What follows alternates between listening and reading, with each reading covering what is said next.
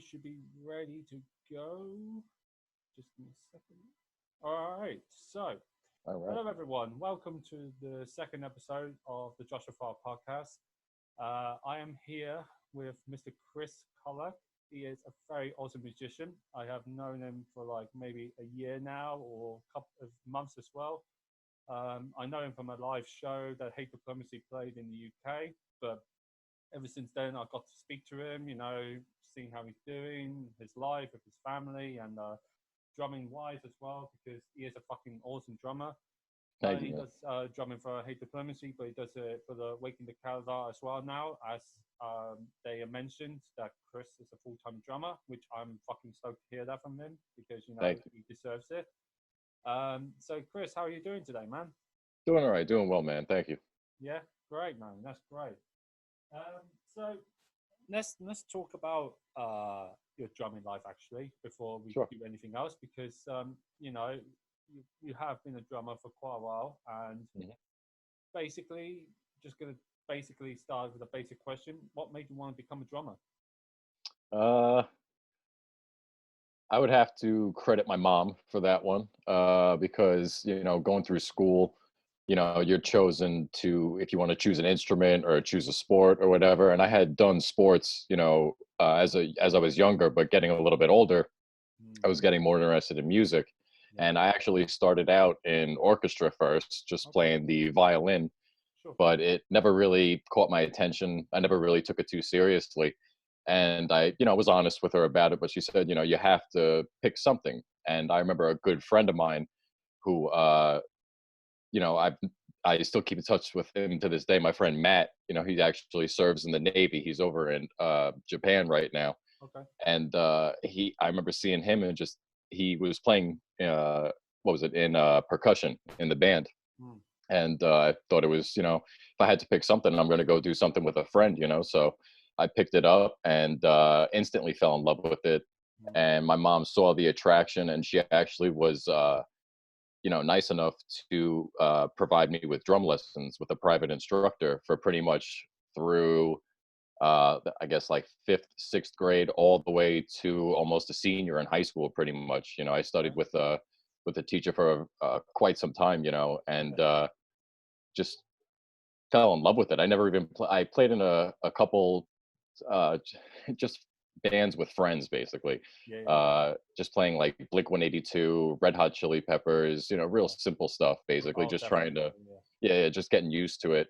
Mm. And then my taste started to get attracted more towards the heavy stuff. I just like, I remember hearing double bass for the first time and just like it just blowing my mind, thinking how fast and how accurate and clean it is. Oh, yeah. Yeah. And then it just pretty much just went from there. I just kept sticking with it, basically. And then it's funny, I've been through a decent amount of projects before I landed into something where I actually felt, comfortable, accepted, and vibing with everybody in the band. Mm. And since then, luckily, I've joined several bands. It started first with Hate Diplomacy. A good friend of mine, Mike DeFilippi, who plays in a band called Splattered Entrails, reached out to me. He knew I was looking for a project, and he said, "This is an opportunity if you want to take it." And I said, "Sure, man. I really appreciate it." And I didn't even know Don was associated or involved with the project, and that was the first time I met him. I drove out to the rehearsal spot, and it was just me, Dimas, Don, and our first bassist, Anthony Kasu, who Yeah. played in X Dehumanized. Yep. And, from there, I also got into another band called Necropia. I worked at Guitar Center for a brief amount of time with two of the members, my friends Pete and Steve, and they were going through a bit of a rough patch and we're looking for a drummer, basically. And I had been asking them for a while. I was looking to fill my plate, basically, and started working with them. And then from there, I also, through playing local shows, reunited with Chris McCarthy from Internal Bleeding, which is pretty funny because we actually knew each other from way, way, way long ago. We used to actually work with each other when we were a lot younger. Yeah, which is funny. And then about like, 8 to 10 years later, we crossed paths again at a show, and said that he was looking to get Without Remorse going again, and they needed a drummer. Actually, no, correction. Let me. I was actually Internal Bleeding was actually looking for fill-in. They had a tour that they were, had lined up that actually wound up falling through. It unfortunately didn't happen. For other circumstances. Yeah, of course. But that's how I started. That's how I linked up with Chris again, Mm. and that's how I was introduced to Internal Bleeding. I was able to meet all the guys and everything. And then, unfortunately, like I said, the tour never happened. So I kind of was back to just, grinding. And then Chris actually brought Without Remorse back into the circle. So he had me, as the drummer for that band. And then from doing all the work with all these bands, and since I was in a band with Don, the opportunity arose where Waking needed a drummer for the Asia tour that they had. And I of course jumped right away as soon as they gave the offer and learned the set as quickly as possible. Mm. And before I knew it, my first show with Waking was in Thailand. I haven't even played on home soil with them yet. It's only been overseas.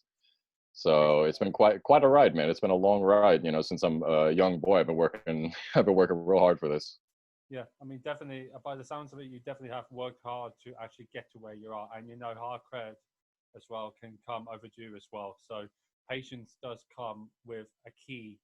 I know many people don't like waiting all of a sudden, but sometimes working hard and being patient can grow you a reward, and you can get what you want at the end of the day. So credit to you, man.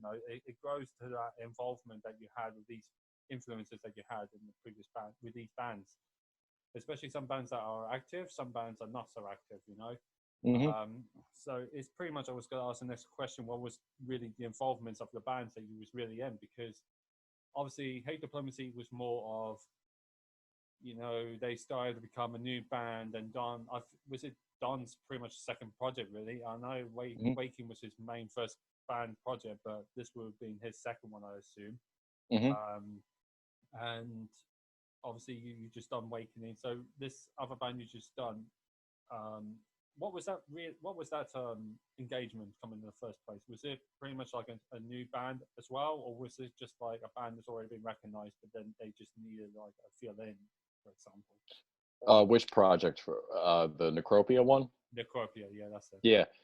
Yeah, they've been around for a while. They have a couple albums before I was even involved in the project, Mm. and I loved their music. I always complimented them and would always, even though I knew, they weren't looking for a drummer, I would always kind of push and be like, I know you're not looking, but I'm interested, and I want my name on the list. Okay. And basically, the opportunity finally presented itself. I kept badgering my friend Pete at work enough that he finally hit me up and said, we need somebody now. We need a drummer to come in. And I already knew the songs. I was ready to go. And things were kind of quiet with Hate Diplomacy at the time because we're all spread about through different states. Yeah. We don't live close, so it's not very often that we get together. Yes. And I was looking for something a little more close to home, of which luckily all of Necropia, we all live on Long Island. So we're able to meet up, not as of late because of the pandemic situation. We haven't really been meeting up, but usually it's a weekly, well, at least weekly thing. And it's funny. It's hard to describe. It's not really. I don't know. It's kind of an eclectic mix of metal. I can't put one label on it. We've been called progressive metal, deathcore, a little bit of gent, melodic death metal. It's a little bit of everything basically, Okay. and that's what I love. That's what I love about the project. Hmm. No, there's always that nice to have that mixed variety of gender. You can't just stick Hmm. to one simple thing. You've got to have that creativity side to actually start having that elements, and actually make sure you go and explore. Because if you don't explore, you won't get the ideas of what you want to do for the next albums, and then the next albums where it all can be like generic and boring, and then people will start criticizing about it, for example, and it's just like people will walk away from it.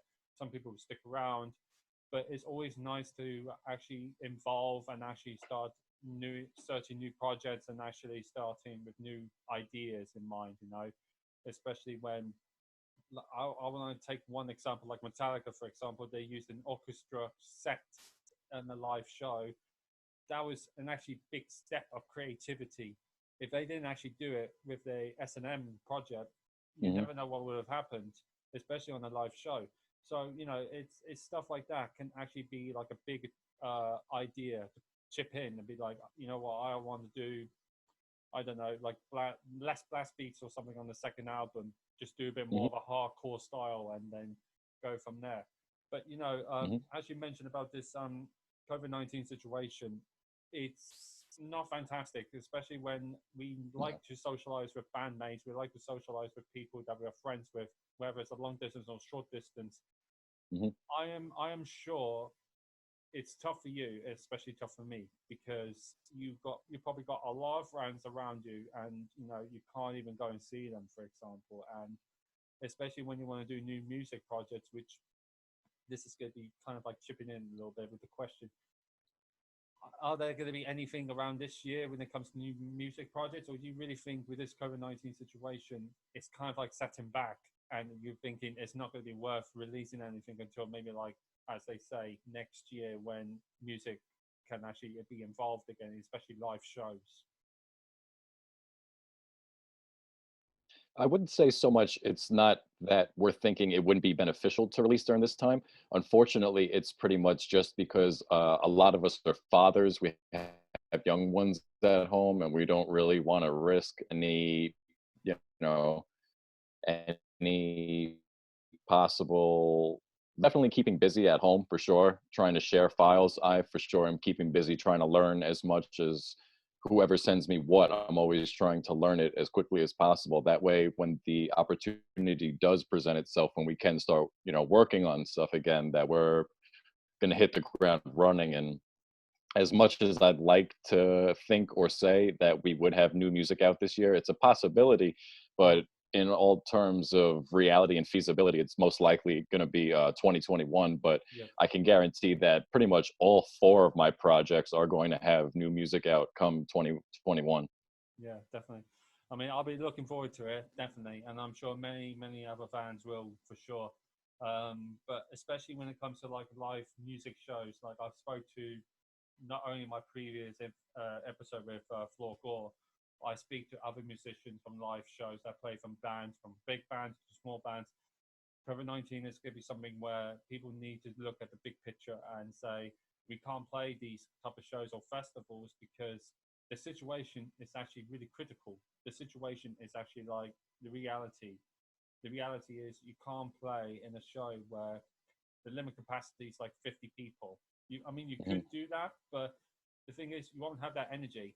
And then, let's say, for example, you play up to 200 people, you're going to have to do like a 2 meter gap with each every person. That's not going to be right. You want Hmm. people to play in the pit. It's not going to happen either because you've got to avoid social distancing. You've got to avoid contacting with each other, especially if one person sneezes. The rest of the other 200 people get it. It's going to be awkward as man. It's just like Yeah. I hate the idea, and especially some other musicians. I'm sure with you as well, you would hate the idea to be like, oh yeah, let's just see what type of energy we're going to have with this show. They all Hmm. stand in their own little box, and you'd be thinking, Right. fuck, man, I can't do that. It's just not right. Um, Realistically, in your opinion, do you really think it's going to happen next year? We're going to probably have shows again, or do you reckon it's going to be like even further beyond, like until You like know, 2022? I can't call it, to be honest with you. As much as I'd like, I can't even wrap my head around it. When all this first started, it seemed like everything was changing day to day. Mm. First they were saying, particularly New York, where I'm from, it went from one day they were saying only 50% of the workforce, and then the next day it was down to 25. Jesus. Following day they're shutting everything down, and only slowly have essential businesses been opening, and I don't know, man. I can't call it, to be honest with you. As much as I'd like to think it is going to be next year, I just can't call it. Nobody can really call it unless the government will say, you know what, it's safe to say we can let you do your shows and again, but I think it's going to have to be strict conditions if it comes to like next year, for example, where the 2 meter gap does have to happen. The limited capacity of how many fans are allowed to play, it can happen. So again, you can play live shows in a small capacity, but the only thing would be is the downgrade is there's not going to be much energy. The sales of the merchandise you guys purchase or make is going to be very tough as well, especially for the income for you guys to make. The ticket sales are going to be a little bit skyrocketing to the roof, where people are not going to be able to pay for it for that much of a matter. And especially when bands that you tour with are going to be in the package, the promoter's going to have to pay a stupid amount of money, and it's going to be impossible to make that income, and it's going to be impossible to make the profit that when it comes to live shows. At the end of the day, I hate the idea of being realistic. I know many people will be like, oh, you shouldn't really be realistic. You should actually be honest. This is me being honest. This is me being realistic. And I know many people want to go out and do some shows. And I know everybody wants to do like new music again, because this is what bands want to do, especially underground music scenery. And especially when even the mainstream media wants to do, all these artists want to do new music. It's tough as hell, especially to make all this inside the house. It's going to make any limited capacity or going to make limited opportunities. It doesn't work that way, you know. So especially when it comes to like local shows, to make things happen, it's not going to work. But you know, my next question is pretty much just going to be the underground scenery that you guys have, whether you're in Waking, whether you're in Hate Diplomacy, whether you're in your other projects. What's it been like when it comes to like local shows and to like shows in the US? Has it really been a good scenery, or has it been like it's okay depending on the band that you're in, for example? That's a good question. I think the scene is pretty strong. You know, there's definitely a lot of people who seem to stick to, you know, one scene, whether it be hardcore or metal. That's one stigma that I feel has kind of always existed on Long Island, you know. Whereas I'd like to see, hopefully after this, everybody is so excited to just be able to go and play shows that nobody's really going to care about that anymore. You know, hopefully people can actually open their minds a little bit and actually realize that, you know, the fact that we had such a important part of all of our lives, not just the musicians, but the people who like to attend the shows and support the bands, you know, hopefully everybody's just going to be itching to be able to play, attend whatever show possible, you know? Yeah, absolutely. I know for a fact with me, when it comes to my personal financing situations, I want to make sure I can go to many shows as I can. But traveling for me, it can be really tough, especially let's just say transportation for trains are going to be about £22 for a return alone. Then you're going to have to pay merch, you have to have food, you're going to have beverage, you're going to Hmm. have to pay bands touring merch. You know, Hmm. it all adds up. And if I'm completely late, I have to get a cab, which is an extra £20. It really adds up to almost £100 per day for 1 day out. And you know, it's tough for me to even sacrifice something like this, because I love music. I love this stigma where I will go to many shows as I can and actually be like a supporting person as I can be for bands that I have not seen before or I have seen, and you know, I want to keep supporting them. You know, and especially when I haven't seen Hate Diplomacy before until they came to UK last year, it was a big opportunity for me to see not only Dom but also you and other people that I have maybe seen before. And you know, it's just actually been a supporting person and actually been a good dude. You know, and I hope you guys do actually come back very soon. I know this whole COVID thing is going to be a very tough thing to handle until it officially goes. But I would say, for example, maybe you guys will come back in 2022 and I'll be like, you know what, I'm going to save money for this shit because it's going to be good for me to come back, you know. But when it comes to expectations for your bands, it's not just live shows, but try and make like good profit when it comes to like releasing music, when you try and do some music videos, new merch, and you know, some ideas for like, I don't know, tour package ideas. Has the band's expectations of being okay, or do you think you guys can do better when it comes to trying to do some more decent designs and people will actually make it sold out instantly. Especially when you go to live shows. Would you say there should be a lot more people coming to these shows? It doesn't matter what day it comes to be. I should be there regardless to support the band. I would hope so, but everybody has their own personal situation, and like you had mentioned yourself, just to attend one show, having to spend money on transportation, the actual ticket, Mm. food for yourself throughout the day, getting yourself home, and then if you even have any money left over to buy merch from the band, it's pretty tough. And I think I can only hope that bands recognize that not only is it going to be difficult for us as well, but it's like you had mentioned, it's going to be difficult for everybody, And I can, one thing I can only expect is that live streaming is going to be a way more popular. That somehow, if say 2021, like we're saying, if nothing happens then and no shows are happening by the next year, Yeah. I can only imagine that streaming is going to be the new medium. It's unfortunately, or some maybe not permanently, because that's never going to replace the live atmosphere of a show. Yeah. But unfortunately, that might have to be just a placeholder for now.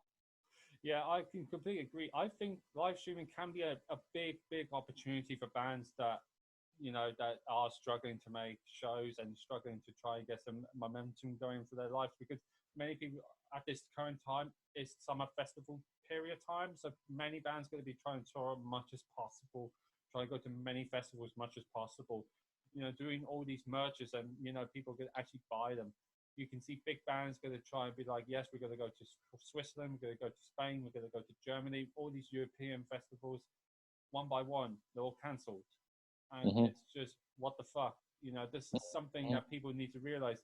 This is a serious situation, and not just for like not getting the band's expectations, but it's also for the COVID-19 situation. COVID-19, as people do not see, some people do not, is some people say, oh, this is not really a problem for me because my immune system is so fine. When immune system, it doesn't matter if you're fine or not fine, you're still going to get infected regardless of circumstances. One thing after another, you're done. You're Hmm. going to have to stay home for 2 weeks. Now, fortunately, I am one of the folks that has not got it, even though I am exposed to many customers day to day. Hmm. I could get it at any second. And then, let's say, for example, I am working, someone gives it to me, wherever they are coughing. I could be working around for the day. I could be going back home, doing this. And then as soon as I cut off, I got the symptoms. And then I'm going to have to tell the manager that these certain people can't work as well because I've just catched them with it as well. So that's going to hit the business as well. And especially trying to replace the people that have not got these symptoms to actually cover. And Yeah, that's hard enough as it is. without a doubt. But I just want to make a quick shout out to all the people that have lost their families, whether there's their loved ones, their mums and dads, their grandparents. My big condolences. I know I have got friends of people who have lost their family loves. Yeah, man. Likewise. It's really tough times for them, and it's it's not going to get better because at the end of the day, we've just got to the point where 7% of the world population are gone. And Hmm. it's crazy when you think about something like this, not just the Spanish flu, but something like nobody knows what can be the cure or could be the symptoms, reasons.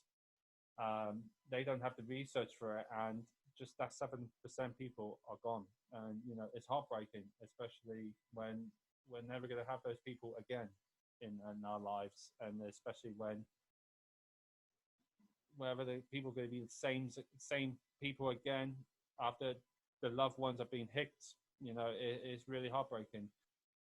It really is, So man. it's at the end of the day, I hope they can get better, and they are moving forward after the situation. They can think back about this and you'd be like, they lost their loved ones at that time, but the main point thing is they would love us to move on and actually keep continuing what we do in our lives and make sure we're happy. And that would have been the best scenario at the end of the day. Hmm. When it comes to touring as well, you've got to make sure people are safe, and that would be that would be tough if people were touring and you lost all those people that you used to tour with, and it's really heartbreaking. You know. So let's just move aside from this because I know it's not an easy topic to talk about, especially many people don't really want to talk about it so much. Um, what's been your favorite shows when it comes to like all these three bands you've been with? Have you been to? Has it been to like New York ones, or has it been like in Europe, or has it been like in UK, for example, Asia? Well, good question. I'll have to say, first and foremost, the first show that Hate Diplomacy had, having you in the front row, showing your support, rocking out the whole time, that's definitely one of my favorite memories I and favorite appreciate that. shows. Oh, definitely, man. Definitely.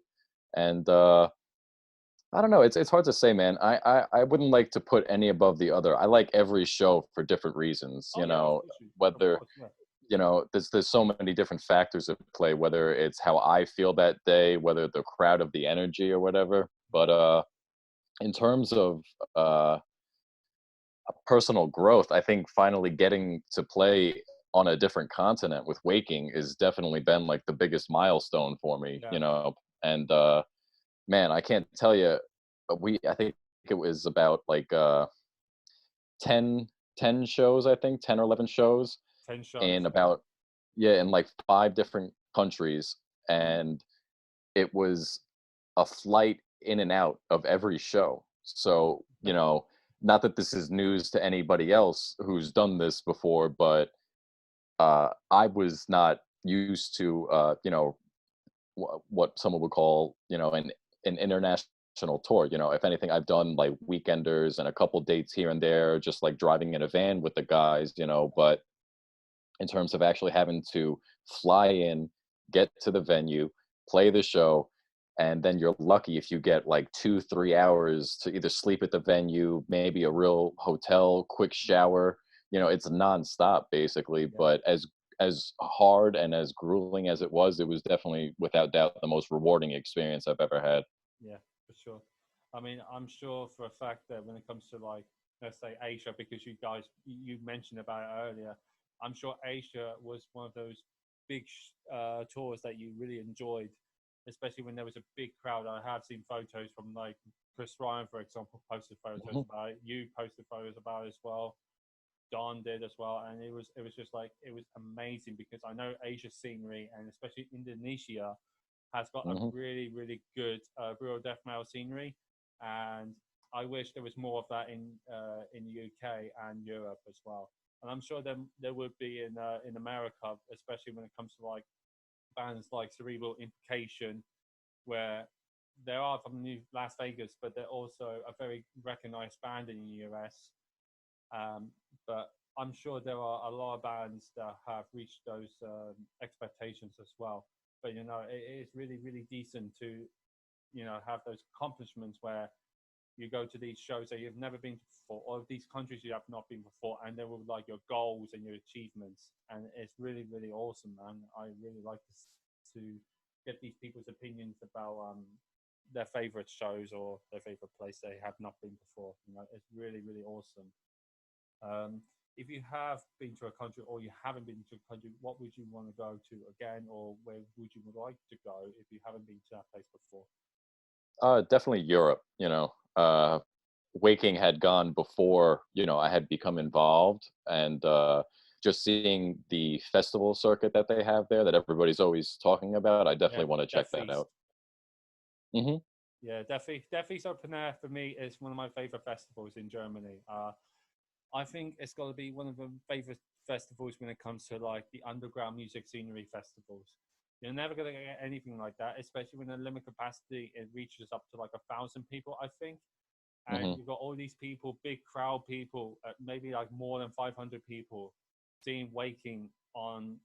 I think it was a Saturday night. I did not go for that weekend because it was financial reasons for me. But to see the photos and the videos, it was absolutely breathtaking to Hmm. see that. And Yeah. I was fucking jealous. Put it that way. And I'm sure Waking will come to UK very soon. especially when you're now their drummer as well. It'll be fucking awesome to see you play for them in the drumming position. Thanks, man. Um, whether it's in London, I'm sure it'll be likely be in London, but it depends on the venue.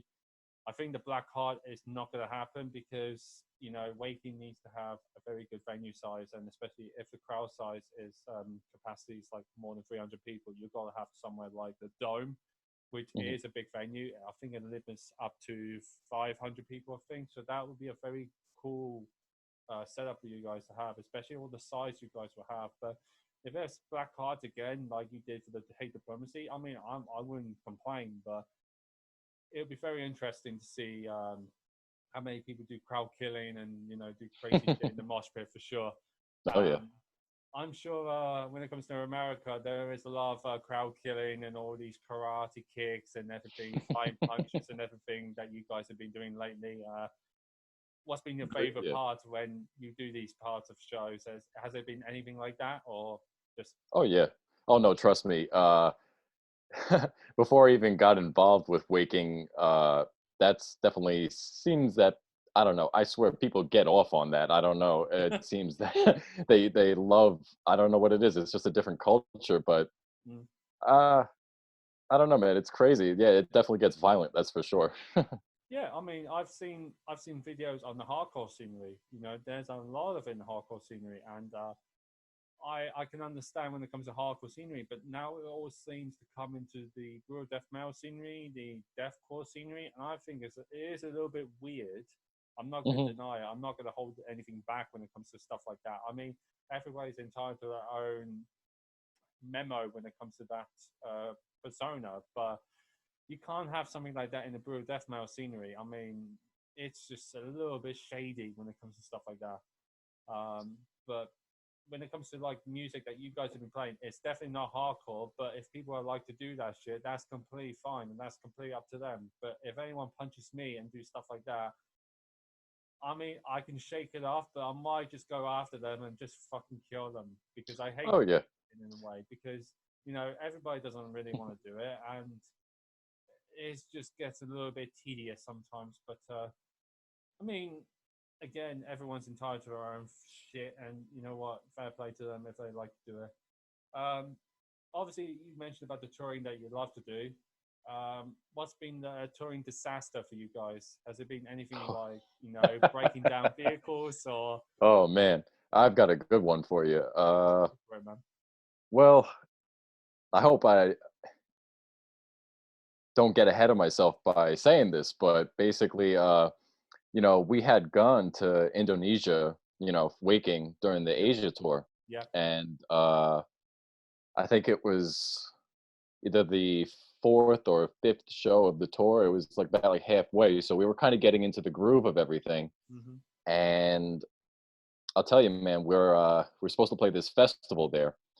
And we get to the venue, we're all backstage, kind of talking with the bands. I'm setting up my gear, trying to warm up, and I can't help but feel this weird vibe going on. I notice a lot of people in, band merch, but there were a couple people who I thought, all right, he's either a security guard or he's got something else going on. Like, I don't know, it was kind of weird. I can see where you're coming from, yeah, man, out of nowhere, more or less, we got threatened to be thrown in jail. They, out of nowhere, we were ran up on by immigration officers, and they were threatening that, saying we didn't have the proper paperwork. They came out of left field. So without going into too much detail, things got really hairy really quick. And luckily, we just stood our ground, basically. We didn't fold. And luckily, thanks to Gino, our tour manager, and some of the local promoters, they were able to somehow negotiate. I don't know if it were all for show or if they were really trying to help us out, that we were able to leave, but they were definitely threatening to have us stay in jail overnight to speak to their officials in the morning, basically trying to say we didn't have some proper paperwork filled out or whatever. But that's not our responsibility. That's the responsibility of, the people who are running the tour, the people who are bringing us to the country, and more or less, we just we said, we're not going to play the show. If it's going to be causing this much trouble, we'll be on our merry way, pretty much. And luckily enough, we were able to get out of there. And I'd like to go.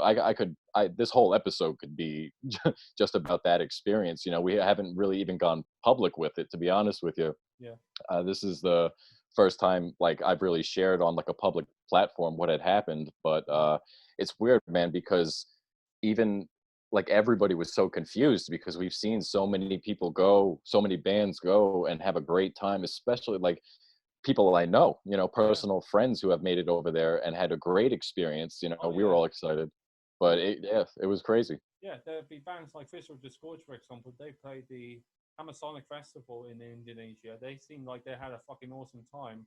Exactly.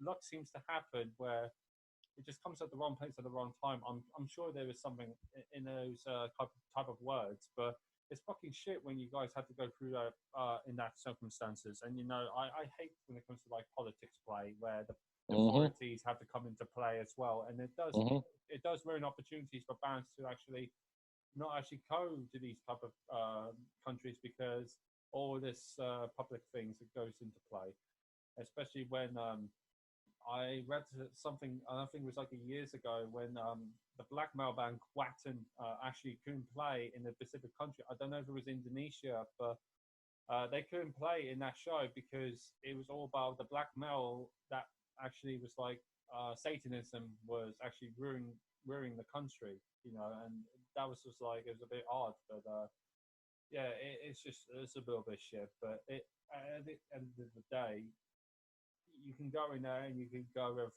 lucky sevens all over you, but then sometimes it'll be shit if you get into police and stopping you, or you have certain promoters that are actually fucking you over when it comes to purchasing and not giving you the right money. I hate it very much, and I hate when it comes to bands just getting screwed over, but at the end of the day, that is unfortunate life that we all have to deal with sometimes, especially when I will mention a little story. I got arrested by the police when I was about 16 years old. No, actually not 16. When I was about 22, I got stopped by the police, and apparently they said to me that I was stealing someone's money or their purse just for the sake of the reason. And it was not true. So the CCTV kind of said it would look like me, but it was not like me. So they got the mistake and they apologized. But it was just like, it's kind of like an emotional scar where something like that happens to you. It fucks you over, man. I don't get it. But obviously mistakes do happen. But when it comes to like the police stops you and try and convince that you don't have the working visas or anything like that, that's just not right, man. And hopefully next time you guys ever do go to Indonesia again, it does not happen. But when it comes to any bands or anyone I know that are actually planning to go to Indonesia, they need to be very careful with stuff like this, because you can go in there with blind luck, but it could happen to you.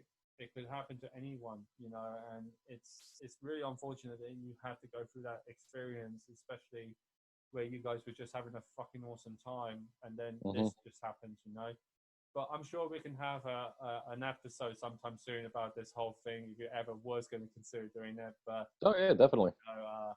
It would be something like, I could probably just do it or whatever in a different podcast where people can talk about their personal history with certain things. But we can discuss about that off the camera. That would be nice. When it comes to like touring, anyway, have you got any pro tips for anybody that has not done touring before? Like, let's say, just sticking a limited capacity of clothing where you can just have 2 underwear and 2 socks in the bag, and just go for luck. Nah, I would say, me being a drummer, I mean, I'm sure everybody gets sweaty on stage, but me particularly, playing this style of music, the best pro tip I can get is as many underwear and socks as possible, basically, because that was one thing I was quick to discard of at pretty much every show. I wouldn't even worry about keeping it. That was, luckily, Don was fortunate. I was fortunate enough to have Don give me that heads up, basically. And I would say, yeah, a lot of, I don't know, some people, everybody has different hygiene, you know, everybody has different levels of Oh, comfort, absolutely. you know, and I mean, if you want to go and just try and stick with the smallest bag possible or whatever, you know, more power to you. But me personally, if I know, you know, I'm not playing a local show or even in another state where I know I'm going to be able to have a shower, you know, at a friend's house or Yeah, of something, course. Yeah, yeah. you know, I want to basically be able to just be in fresh clothes, you know, just buy as many like blank Hanes t-shirts or whatever, no name brand, doesn't have to be Hanes, whatever, you know, just as many clothes as that's just me personally speaking, because that's one thing I did very quickly during the whole Asia tour. After I would play, before we would get rushed to the airport, I would just pretty much throw my clothes out and just put on a fresh pair of clothes basically, and then you feel a lot better. You have a flight, you know, you want to be comfortable on the flight, you know what I mean? And then also it's good just for me personally, just like my mental state, you know, knowing that I am not feeling completely disgusting and crusty, sweaty Yeah, clothes, of you know. course you do. Yeah, yeah. I mean, I would go, when you come to do a UK show or UK tour, in fact, even if it's like more than a week, there's a clothing company called Primark. You can get the fucking cheapest clothes, and then if you don't have any, just fucking go to Primark. It's actually very reliable when it comes to stuff like that. Especially Cool. some t-shirts are about maybe £5 or something. Even if it's like a blank color, like a blue or a grey or a black, you can just look for something like that, and they are very reliable. You know, especially when you don't have enough clothing, so even just snatch one of the tour shirts that you're doing, and you know you can just use that. Oh yeah, But definitely, man. you know, it's yeah, I would definitely recommend it to people that are going to be touring. Just make sure you get enough clothes. You know, I Hmm. know many people just want to go commando sometimes, but sometimes it doesn't fucking work, Hmm. especially where if you're wearing shorts, you've got like a very disgusting ass showing as well. It just doesn't fucking help. You know, it ruins other Not a good people's look. fucking. No, it doesn't, and especially ruins other people's credibility to actually stay hygienic and where people could be like, no, fuck it, whatever. Hmm. So we got a bit more time. I would like to ask about your hobbies. What have you like to do when you don't do drumming? Do you like to do something like fishing, like to do mechanic work, or you know, painting, for example? Honestly, no. Drumming, but drums are my life, man. If anything, I definitely play video games. You know, I like to play a lot, but that's usually just like at the end of the day when I'm winding down. You know, Yeah, of course, yeah. I work full time, and I have a 5-year-old son, so those are like my two main priorities. And Mm. then anything outside of that, whenever I have any spare time to myself, is always dedicated either to go into my studio and playing on my kit, or even if it's just practicing on a pad at home. Drums are my life. Yeah, no, that's fair play, man. You gotta keep yourself going, keep yourself experienced, improve Hmm. things that you haven't done before, try some new tricks or whatever. You know, you gotta keep yourself active and stay creative. And I fucking love it, man. And you know, for me, before the whole COVID actually started hitting certain gym places, I actually like to lift weights and actually get rid of all the negativity emotions. You know, actually it Hmm. refreshes your mind and actually gives you a mental positivity state of mind as well. And I love that shit. I play video games as well, but it gets really tedious and really boring where you have to spend so much money play something and then you've done it and you'd be like, well, I just spent about, let's say in your country, $60. Hmm. That is just absolute rip off, you know. So I Oh, try to buy definitely. the cheapest games as possible or second hand, and I just do shit like that because I Hmm. am a money saving bastard, and you No, know same, man. I love that shit. They're always waiting for the sales. Exactly, you know, it's really good Yep. for sales. It actually saves you money, and you know you Yep. don't have to risk it. So we've got a bit more time to actually ask a few, like not just some questions, but like some shout outs for bands that we have not heard or people have not heard before. Whatever it is, death metal, whether it's hardcore. Um, you know, I'm going to go for you to mention some shout outs and then I'll mention some shout outs. Um, for anyone that has not heard any bands aside from your project bands or anything like that before, what should people listen to in your Uh, recommendations? sure. I don't know if you can read this. I can't tell if it's backwards Oh or yeah, so not, but just Warrior. this is, Yep. yeah, man. This is the bass player from Hate Diplomacy, Joe. This is his project. Shout out to People Joe. definitely need to check. Major shout out to Joe and everybody from and he's got a bunch of projects, man. Joe is a machine. Not only does he have Eye of the Destroyer, he has another project called King of Swords. He's working on a whole Hog Slammer. He's got a whole bunch of projects, so they definitely need to be checked out. He's a force to be reckoned with for sure. Sure. Another good friend of mine from the island, in a band called Wreath of Tongues. They're another talk about another force to be reckoned with. They are just a brutal sonic assault. Is like all I can say. They are something like I can't even put in terms of like a genre. I don't even want to say. You know what I mean? They are just like, especially, it sucks, I hate to say this, but live especially, they really got their sound down. It That's really sounds cool. powerful. But who else? Shout out to Anthony Gutter Christ Productions. Check out the ill hat. He's Yeah, got a whole bunch of awesome merch, man. yeah, that's Two gutterchristproductions.com. Blunt merchandise, isn't it? Hmm. If I'm not mistaken, isn't it? Too Blunt, is it? Yeah, he has Too Many Blunts is Yeah. also his. He helps a lot of bands with merch. He's a big part of the scene in New Jersey, and even elsewhere, not just New Jersey, but he's a big part of, he's a big force out here. Mm. I mean, shout out to Anthony for all the Too Many Blunt merchandise. I have seen some contents that he has released on his Instagram or maybe Facebook, for example. He does put the work into it, and Hmm. fair play to him. So if anybody that is a weed smoker or anything like some specific clothing, I definitely would recommend Too Many Blunts. I have seen many musicians do wear those type of clothings, and it's fucking cool to Yeah, see man. that a clothing material company is actually getting the big recognition just because it's like so funky, so cool, Hmm. and it attracts people in a good way. Especially Even if when even if you don't it's smoke, almost like them, for example, as well. Um, so I fucking like it. I really do, man. It's something I would probably recommend, but I'm not a weed smoker. But each Hey has man, even their own some of types of the taste and personalities. he also I find does a little bit of blending with the horror as well. He brings a lot of that incorporated. So like you're saying, even if you don't smoke, he just put up a couple of fresh designs. I think within the past week or so, he's putting out a lot of new cool stuff. So people Mm. definitely need to go check that out. Oh yeah, definitely. I mean, it'll be something that if people have not done before, they can actually have a check. I mean, yeah, most definitely.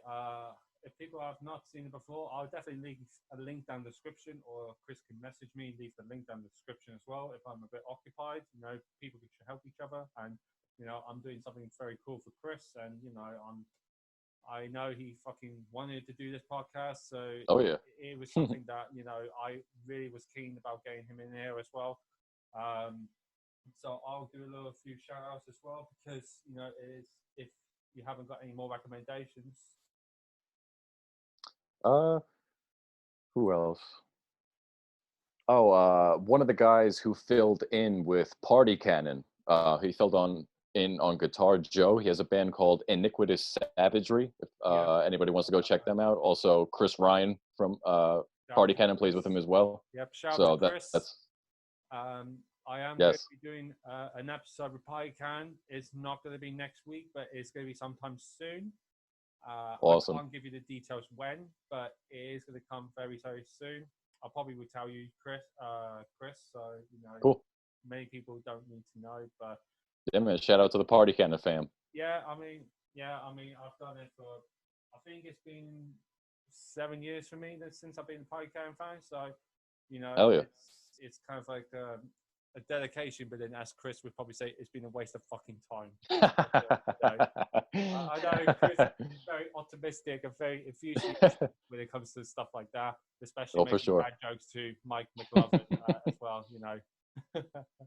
Definitely, man. So I'm going to do a few shout outs. I like to do a shout out to Hate Diplomacy. I fucking love Rant. I'm wearing the Hell Rant yeah. album shirt, and it's my favorite album. But I'm very Thank you, man. keen to hear what the second album is going to be like. I'm sure it's going to be a little bit like Rant, but even if it isn't, I'm definitely going to be open to hear it, and especially with Don doing his old vocals in it. So shout out to Don as well because he is a vocal monster, you know, and I Hell fucking yeah. love it, especially his variety of style. Shout out to Distant from the Netherlands. They are fucking cool. They are a very breakdown-ish band. If you have not heard them before, they're not hardcore, but they're kind of like a breakdown deathcore type of band, like Signs for the Swan, Oh, okay. you know, To the Grave from Australia, and you know they are very very cool. They've done a single already called Argent Debt, which you can go and listen to it on Spotify, Bandcamp, YouTube. Just search out Destined. Argent Depth, and it would definitely be on there. It's got 5 vocalists in that feature of the song. It's about 6 Wow. minutes long, so it's quite cool. I like to do a shout out to Disentombed because they are very, very fucking heavy band. Hell Especially yeah. when you listen to them live, they are fucking cool. I actually got to see him live. I was lucky enough, sorry to interrupt, but It's cool. they were on tour with the Black Dahlia Murder, Fallujah. They were over here, and I got to see them in a real small setting in Long Island, man, and they are definitely heavy as fuck. They're fucking cool, man. I mean, I've seen them live probably once or twice. They never, they they they just get better and better live, and I'm fucking thrilled to see them again, hopefully soon. But I don't want to spoil too much. I have got an interview session with one of the members, but this is going Sick. to be very, very long time, and this is going to be somewhere in like September time. But Okay. it is fucking cool.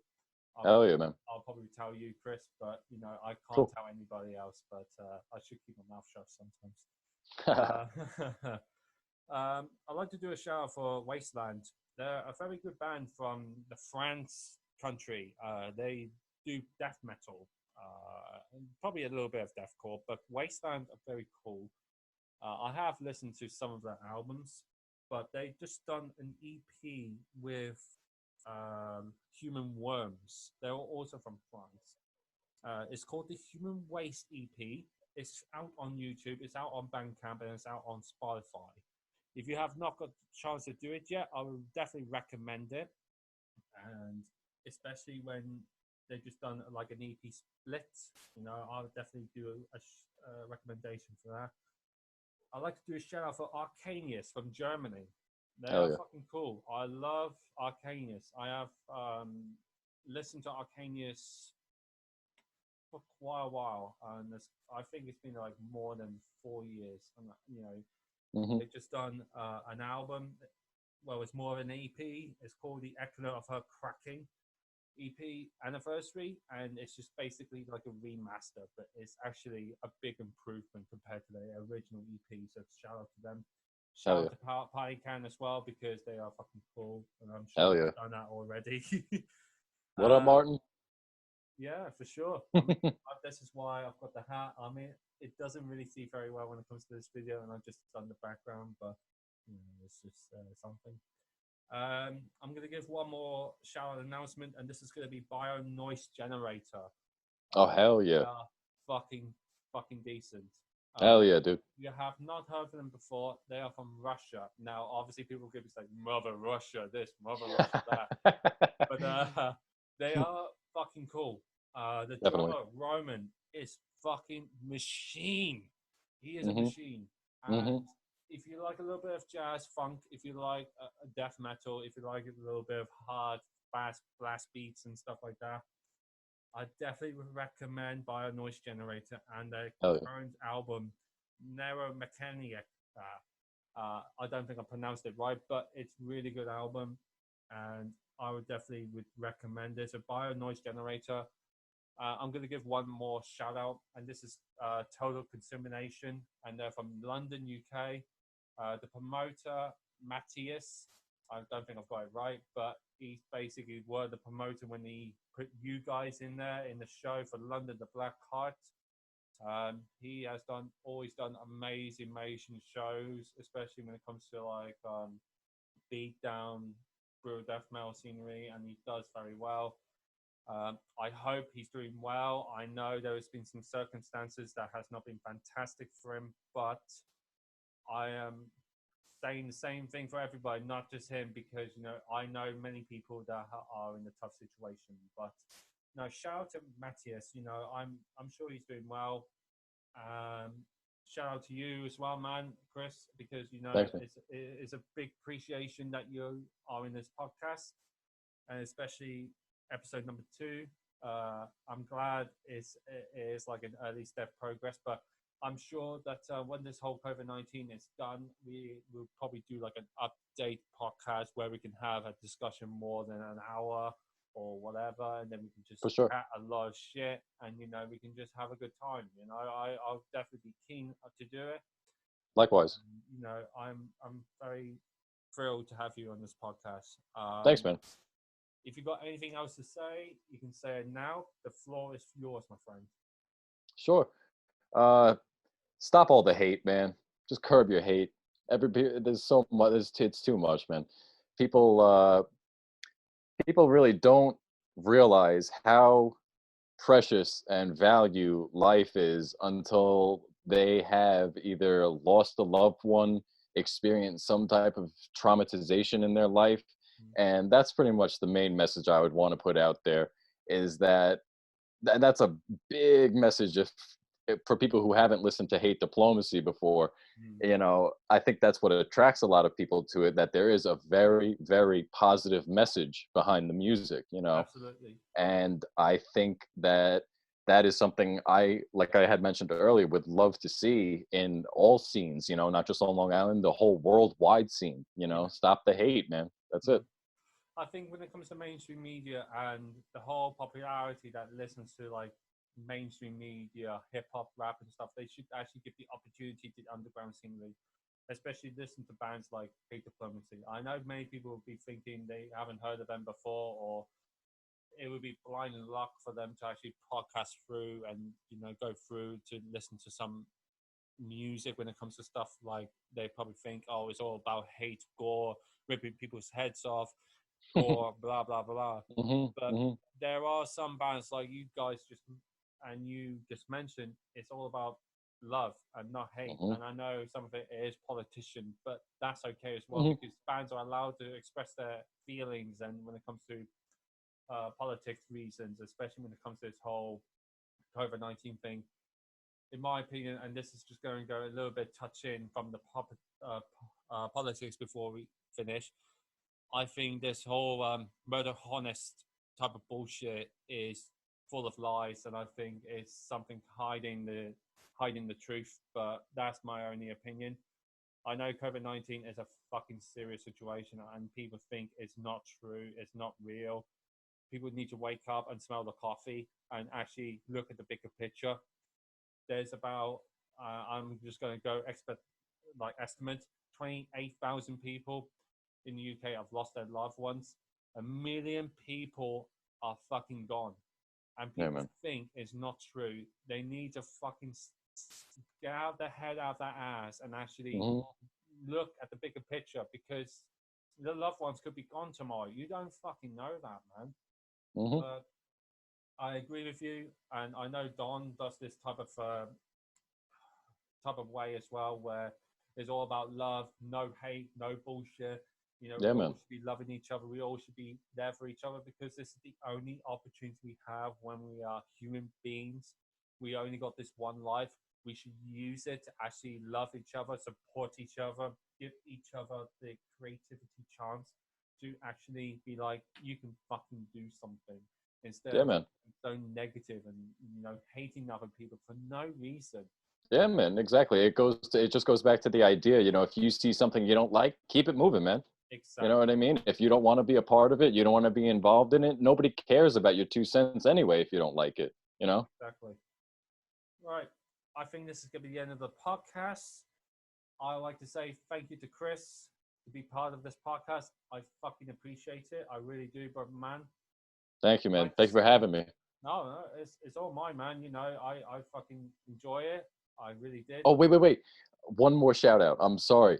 My tour mates with the, I cannot believe this escaped my mind. With the UK tour, our tour mates in Colpo Calisis. If nobody has checked them out, my apologies for not mentioning you guys earlier, but those guys are like brothers to me for sure. I love every single one of them for sure. Absolutely, man. Absolutely. Shout out to them. Let's just say thank you very much, man. I really fucking appreciate it. I really enjoyed it. Thank you, man. Likewise. I appreciate the fact that everyone has enjoyed the first podcast. Give me some feedback. I hope this one gives some people some opinions about it as well. If anybody's got feedback or criticism, hit me about it, and I would definitely try and improve as much as I can. It's all about progress and moving forward and actually reach more people's expectations. So let's just say thank you very much, man, and thank you to everyone who's actually got the idea and reaching the time for it. Hell yeah, man. Cheers, man. Cheers, bro.